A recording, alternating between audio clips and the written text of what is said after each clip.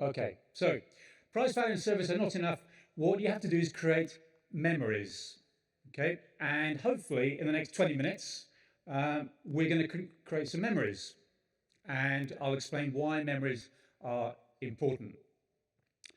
However, first of all,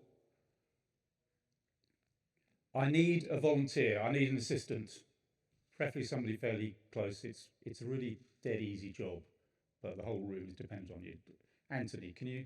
You don't need to get up. No, it's okay. You can sit. All you need to do, you can stay seated. You want to get up here, don't you? Okay. So all I need you to do is after 12 minutes, yep, 12 minutes, just shout, wave, but attract my attention. The whole room is depending upon you, and we'll find out why. I'll do a dance. Well done, Anthony. Okay, so before we get into the importance of creating memories, we'll just look at the consumer of today and what I call the 5 laws of retail according to your customer. Okay, so number 1, your customer is your biggest disruptor, not Amazon or anybody else you care to mention. It's your customer. And think about that. Think about, particularly in a post-pandemic, think about our demands, our expectations of brands. So it's your customer that you need to pay attention to. Number 2, community is the new brand loyalty. Now, I happen to believe that particularly today, there is no such thing as brand loyalty. I listen to retailers and they get up and they talk about their loyalty programs and how many million people they got on their loyalty programs and they think they're loyal. No, we're not. We're just out to get whatever we can. Yeah. But community is completely different. Community is why, if you remember it, if you're like me, old enough, the Cheers, yeah, based in Boston, the comedy series. And what was that tagline? Where everybody knows your name. So that's the community, the sense of belonging. And that, if you're familiar with Maslow, I think that's the 3rd layer. You know, that feeling of belonging and so forth. Loyalty, you might say, well, no, of course we're loyal. There are exceptions. Apple, hands up, who's got an iPhone? Go on, yeah, Apple users, come out. Yeah, so it's always about the same, about 2/3, 3/4. And you could, I don't know if there's an Apple store in Vegas, sorry, but you could go into your local Apple store and they'd punch you in the face, you'd still love the brand. And that's more a reflection on the fantastic brand that they've become. So, community is new loyalty. The rate of retail innovation will never keep up with customer expectations. And the reason for that is, although it's fantastic, and we've got some great examples of it, which I'm sure over the last 2 days you've seen, and particularly with AI and especially generative AI, it's fast catching up, but we will always be that one step ahead because our expectations will always be greater. Number 4, great retail technology goes unnoticed. So what do I mean by this? It means that it doesn't get in our way. It adds value. It makes things easier for us. Yeah? And particularly for those of us who, you know, if you're, I don't know, born after, 1990, 95 or whatever, then unlike me, I mean, I can still remember what an internet dial-up tone sounds like. But there are people who are on this planet who've never heard one. So they don't look at technology the way that people like I do. So great retail technology goes unnoticed. The 5th one is my particular favourite and always stimulates some debate. There is no such thing as omnichannel. It's just all shopping. And when people say, well, what are we talking about? You know, we've been talking about omnichannel for years and years and years. And I said, well, when did you ever hear anybody say, oh, I'm just going out to do a bit of omnichannel? And if I came around the room now and asked each one of you, what does omnichannel mean for you? I guarantee that each answer will be completely different. And what we're actually entering is, I think, something like unified commerce. So you might be saying, well, what should we call the merging of the physical and digital and so forth? Well, maybe unified commerce is a better way of looking at it. But okay, so if that's the 5 laws of retail, what's today's consumer look like? And then we'll move on to some examples from around the world or in physical retail of creating experiences and memories, and why there's a difference between the two and the importance and the relevance of that. So today's consumer. What I mean by this, everything, everywhere, all at once, is that that's what we expect. We expect whatever it happens to be where we want it, when we want it, how we want it, how we deliver, it's delivered. We expect that brands will have tentacles which will come out, and they will reach us, but in a very consistent manner. Think about your own personal examples of dealing with a brand, and it's most likely that whether you go through a QR code, an app, their website, a physical store, a catalogue maybe, I don't know, it's probably true that it feels like you're interacting with a different brand and that they haven't joined the dots. So that's what we want, everything everywhere. Second, actually when I was reviewing this last night, I thought, yeah, that could be for the Liquid Death guys. Basically, we expect to be heard. Yeah, we expect to engage. We expect brands to listen to us. I won't go, for the sake of time, into all the social media implications and so forth, but we expect that our voice will be recognised, and we want to interact, we want to engage. It comes back to that sense of community. Last one, and this is just over the road, the stratosphere. We want experiences, and we hopefully want, and as I say, I will come on to explain the difference, experiences and also memories. Frankly, I think they are completely bonkers. But anyway, the way some people get their thrills. So we want experiences. Right, so I said we'd look at some examples, and then I'll explain that difference between the two. So as I said at the start, unfortunately Carrie couldn't be here, but I spoke to her and she was feeling absolutely fine. This is a store in one of their two stores in Minnesota. And so Evereve was founded by Megan back in 2004. And you can see it on their website. It was founded on the back of what I think she describes as an unnerving or a disappointing, something like that, experience in a fitting room, in a dressing room. But tantalizingly doesn't explain exactly what that experience was, but we'll assume that it was a negative experience. So she set out to create a brand which was felt more approachable for women. And there are around about 100 stores across the United States now.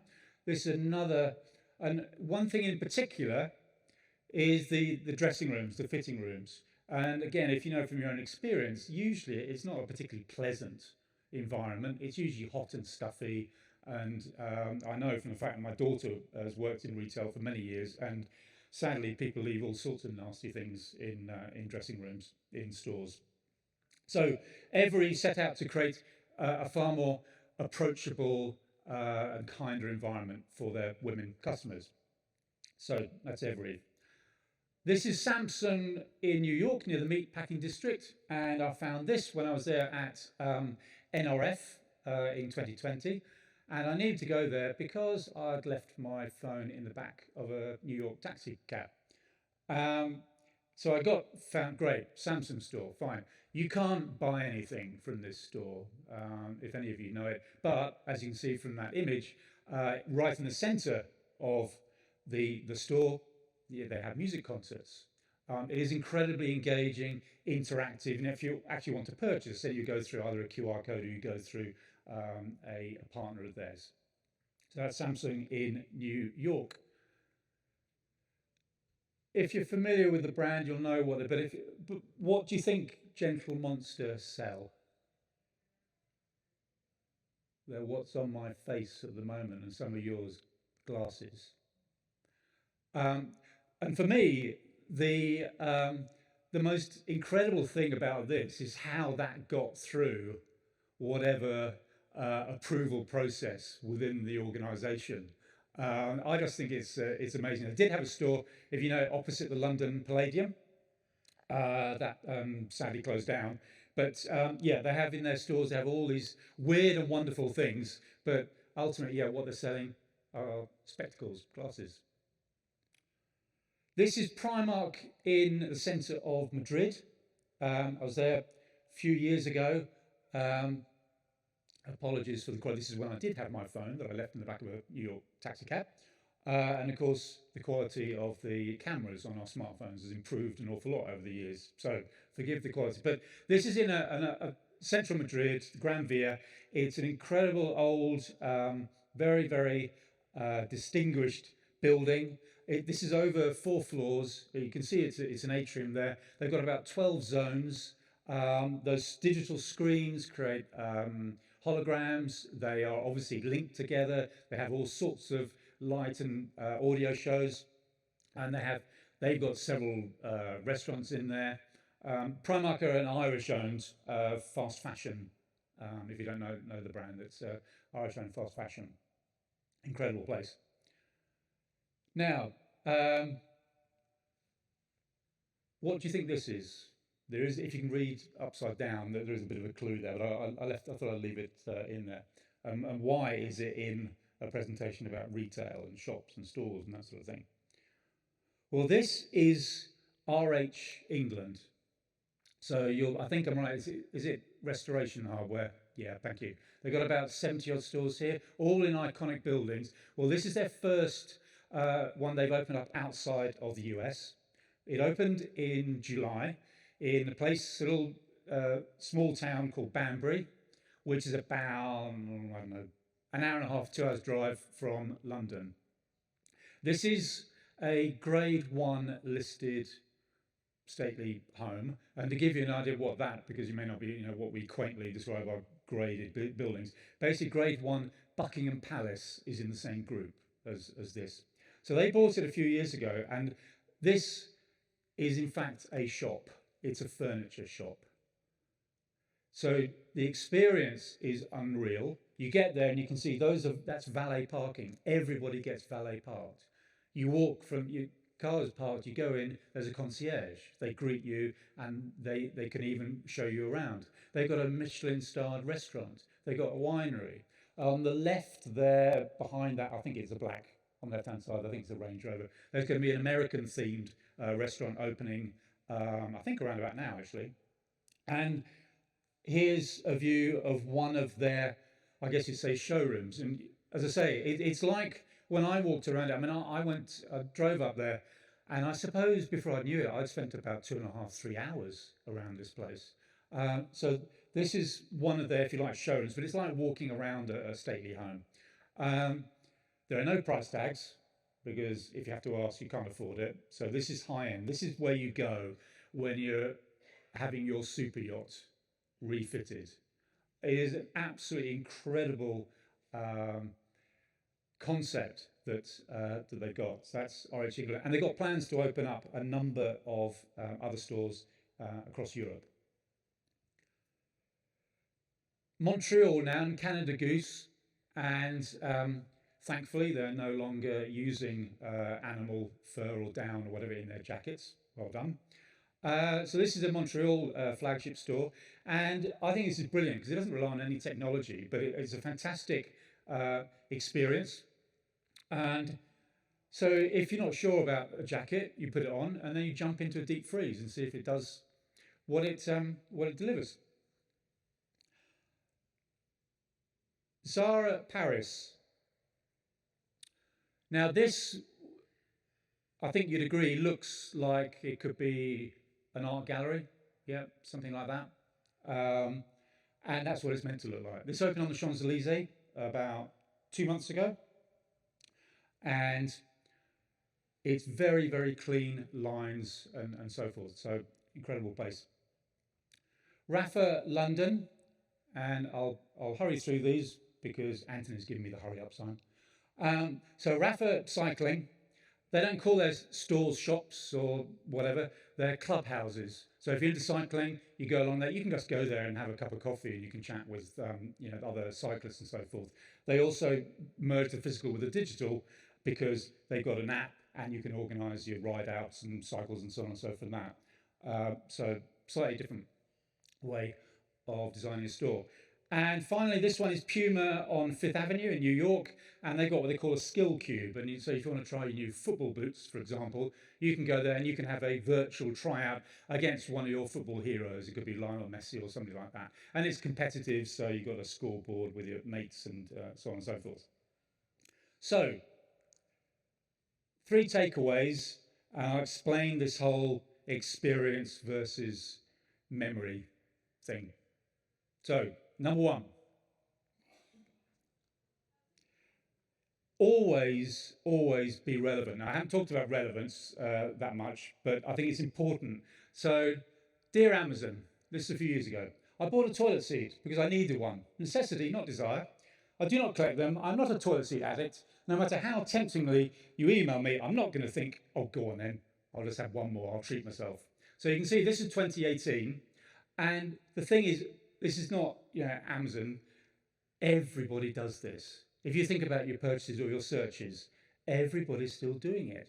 And I don't understand it in the day and age of AI, particularly generative AI. So always be relevant, because only that way are you going to add value. Number 2, think about, I've given quite a few examples there of stores from around the world, but think about, and I mentioned with Zara, the kind of likeness with perhaps an art gallery or something like that. This is the Science Museum in London, and they could have just stuck an escalator there. But no, they didn't. They put all that around it. So what does that do? It makes you think, well, I wonder what's through there. I wonder what, if I go through that hoop, where's that going to take me to? What's around the next corner? So what I say to retailers often is that look at, because I think retail's particularly bad at this, look at other sectors. Look at other sectors to learn from them and see what they're doing. You go to the supermarket. You go to, say, your local Walmart. Why isn't there a VIP lane? Airlines have had them for, goodness knows how long. They know you. They know that you have earned the rights to turn left when you go on. Things like that. Learn from other sectors, but more importantly, it's our curiosity, and we want to be inspired when we go to these places. So the final one, and kind of, if you like, oops, wrong way. Try again. So this is Daniel Kahneman. He is a Nobel Prize winning psychologist. And this is the thing, if you just take one thing away, it's this slide. So he said, I'll paraphrase it a little bit, the experiencing self lives in the moment. So you are currently now experiencing me standing here talking to you. Yep, nothing can change that. And we have hundreds of thousands, maybe 1 million of these every day where we experience things. But the remembering self evaluates and decides whether that's going to be committed to our memory. So you might be thinking, well, that was a load of rubbish. I mean, what, that guy, he didn't know anything. That Brit who got up there and talked about experience, like, goodness knows what else. And I've just realised, by the way, Anthony, you let me down. You danced? Oh, but that wasn't 12 minutes. What was it? I'll tell you what, right. So there's a thing when you're up here talking. After 12 minutes, you've all drifted off. Now that happens in every audience. 12 minutes, you're either thinking about food or sex. That's the reality of it. Yep. There could be a few other things like my flight or that sort of thing. But anyway, I digress because we're nearly there. So the experiencing self is experiencing that. The remembering self is evaluating that. And this is the importance about it. So in retail, we talk about so much about customer experience. Yeah, great customer experience. Yeah, we hear it all the time, don't we? I've written reams and reams about it. But it's not the experience which is the important thing. It's the memory of that experience. So you're going to have memory. You've experienced 2 days of retail here at Deliver. Yep. But you may only have half a dozen or maybe more memories from it. So from a brand, from a retailer perspective, that is the thing to take away from this. That what you're trying to do, it can apply to online as well, but in particular, for physical, what you're trying to do is create those fantastic memories which make your customers want to come back again and again. We are there. Thank you.